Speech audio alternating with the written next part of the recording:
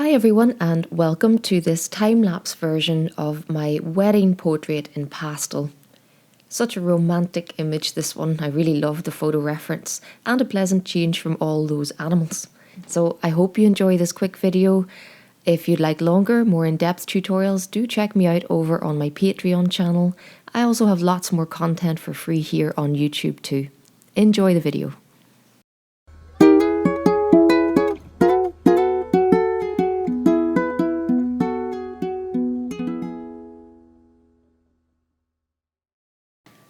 So I make a start, working from the top down as always, and I'm using the sandy coloured velour for this project.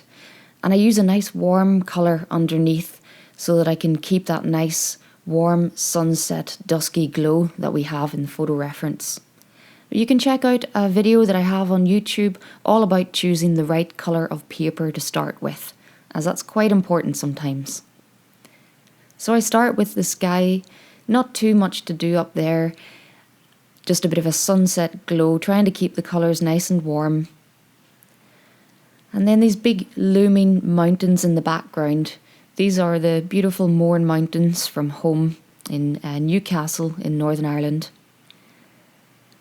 A very well-known spot with people at home, really special place for a lot of people who get married there, go on their holidays there. So a really lovely scene to get working on. But at this time of the evening in this shot, those mountains are pretty dark. I'm trying to keep the colours of the greens pretty muted. There's nothing too vibrant going on back there. It's all pretty dark and muted. And it's going to provide a really nice backdrop to the little sparkling and glowing town in the foreground. So using the bigger sticks, I'm using mostly Unison soft pastels here. Using them on their side, using the ends of them for smaller marks. But at this stage, when I'm painting things in the distance, I'm really keeping it quite loose. I don't want anything back there to have too much detail and take our eye away from the foreground.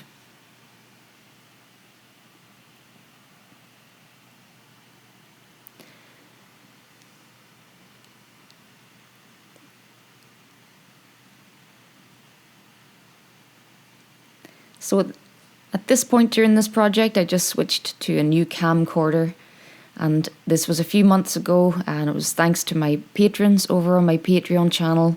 I've been using the money that comes in from that to upgrade my equipment so that I can make better videos. And my new camcorder was such a help to me. It has speeded me up a lot.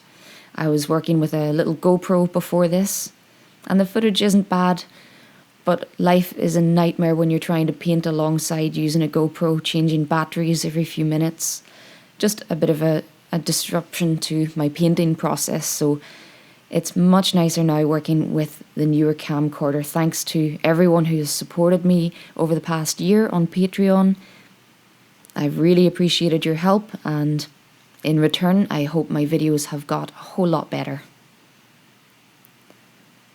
So this little sparkly town in the background, you can see some of those lights reflecting in the water, and I'm still using those big fat pastel sticks, but I have lots of little pieces that have broken off or worn down over time. I use the pastel pencils to neaten up around those little circles, but I just wouldn't get the same strength of colour from those lights if I were using just the pencils alone. So I really rely on those softer sticks for the true vibrant colours. But I take it a little piece at a time. I spent a couple of sittings over a couple of days working my way across this little mid-ground area. It's quite fiddly with all those little lights, but I want to make sure that I get them really vibrant and glowing. And I really don't have to put a lot of detail in back here either. I'm using the marks and the colours, making sure I choose the colours wisely, not going too bright, keeping the buildings and the trees quite muted, really letting those street lights sing out from all the darkness around it.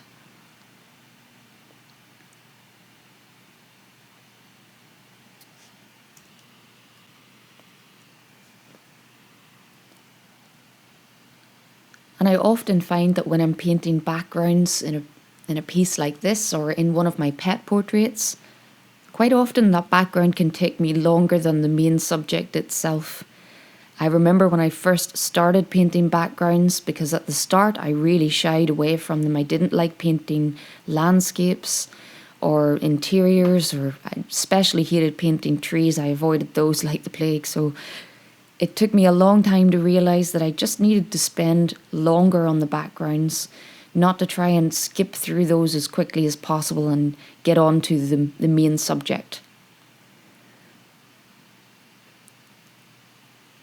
But now we're on to the main couple. And it was a tricky piece, this one, because of the scale of the figures. I knew that I wasn't going to have much of a chance to capture a likeness. So it really helps that their backs are facing me and I can really just see the side of the guy's face. And it's a face I know really well. I went to primary school with this guy. So it was a real joy to work on this for a lovely couple. But the pressure was on at the same time then to capture his likeness from quite a tricky angle and on a very small scale. So still using the bigger sticks, but those pastel pencils do come out a lot more now that I'm working in the foreground.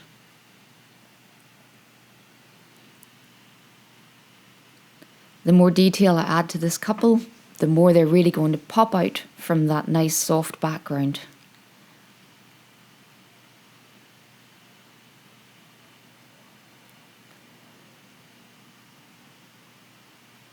I really loved the way the couple were lit. Such soft, romantic lighting. You can see the light just catching the top of the bride's shoulders and down her arms.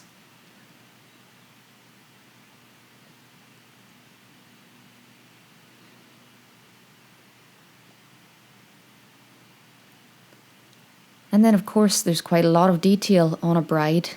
Again, at this scale, I knew there was only so much detail I was going to be able to fit in, so it's a great exercise to paint something small as it makes you really economic with your mark making. You have to really think about what's most important to include, what's going to give the effect without absolutely every little detail being correct. So you have to become a little bit looser, a little bit more suggestive.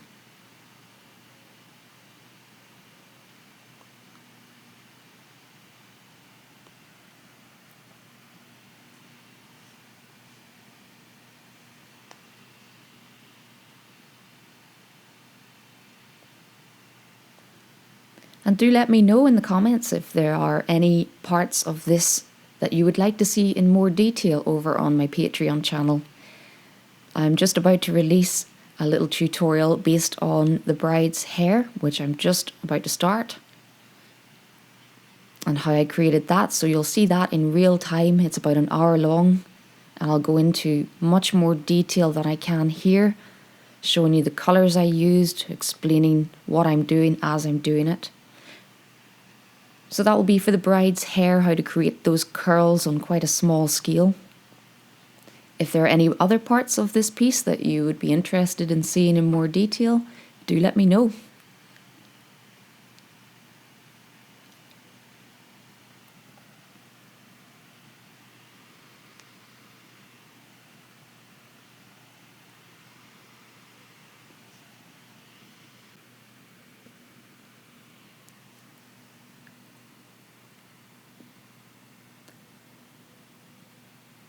So I do hope you've enjoyed seeing how this piece has come to life. Remember that you can commission me via my website, emmacolbertart.com. But if you're here looking to learn some of these techniques, do consider checking me out over on my Patreon channel. It's a really affordable way to get access to lots and lots of tutorials and help. But for now, thank you so much for watching here on YouTube. I hope that you'll like the video and subscribe to my channel for all my future content. Until next time, happy pasteling.